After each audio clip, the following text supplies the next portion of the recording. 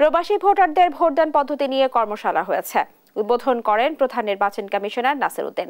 সেখানে আছেন সহকর্মী শিউলি রায়ের তমা। সরাসরি যুক্ত হব তার সঙ্গে। তমা, কি পদ্ধতিতে এবার ভোট দিবেন প্রবাসীরা, আমাদেরকে বিস্তারিত জানাবেন।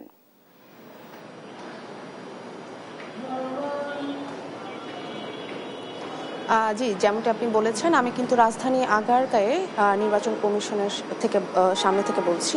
তো এখানে কিন্তু আজকে সকালে নির্বাচন কমিশন ইনস্টিটিউশন প্রশিক্ষণ কেন্দ্রে কিন্তু আপনার প্রবাসী ভোটারদের ভোট কিভাবে নিশ্চিত করবেন এবং ভোট তারা কিভাবে দিবেন সেই সকল বিষয় নিয়ে কিন্তু কর্মশালা আয়োজন করা হয় এবং এই কর্মশালা উদ্বোধন করেন কিন্তু প্রধান নির্বাচন কমিশনার প্রধান নির্বাচন কমিশনার নাসির উদ্দিন নেতৃত্বে, এবং চার কমিশন এই অনুষ্ঠানে ছিলেন। এবং প্রধান নির্বাচন কমিশনার নাসির উদ্দিন তিনি বরাবরই বলে আসছেন যে প্রবাসী ভোটাররা যেন ভোট দিতে পারে সেই নিশ্চয়তা এবারের কমিশন নিবে, এবং তাদের মূল লক্ষ্যই হচ্ছে প্রবাসী ভোটাররা যেন তাদের ভোট দিতে পারে সেই ব্যাপারে তারা তিনটি পদ্ধতির থেকে একটি পদ্ধতি সব থেকে বেশি শুরু থেকে তারা জোরদার দিয়ে আসছে আপনার প্রক্সি ভোটের। এবং এই প্রক্সি ভোট নিয়ে কিন্তু বরাবরই তারা বলে আসছে যে প্রক্সি ভোটের মাধ্যমে তারা এবার দেখতে চায় যে কীভাবে আসলে এই প্রবাসী ভোটারদের ভোট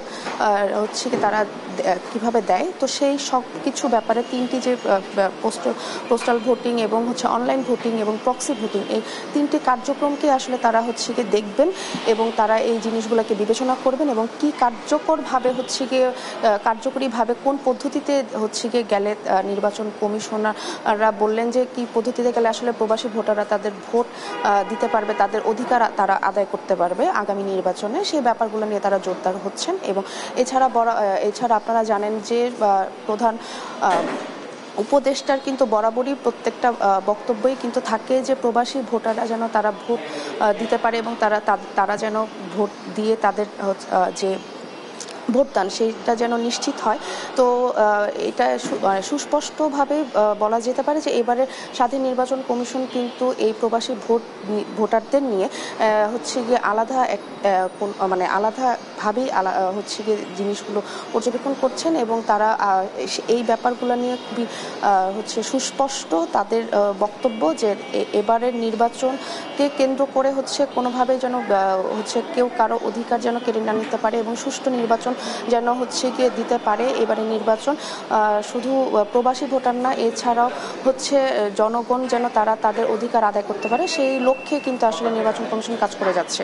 তো আপনাদেরকে জানিয়ে রাখি, এই প্রবাসী ভোটার সংখ্যা কিন্তু এখনো পর্যন্ত প্রায় 1,50,00,000 বেশি প্রবাসীরা কিন্তু আছেন দেশের বাইরে। তো তাদের আসলে ভোট নিশ্চিত করার জন্য সেই লক্ষ্যে কিন্তু কার্যক্রম ছিল আজকের এই কর্মশালাতে।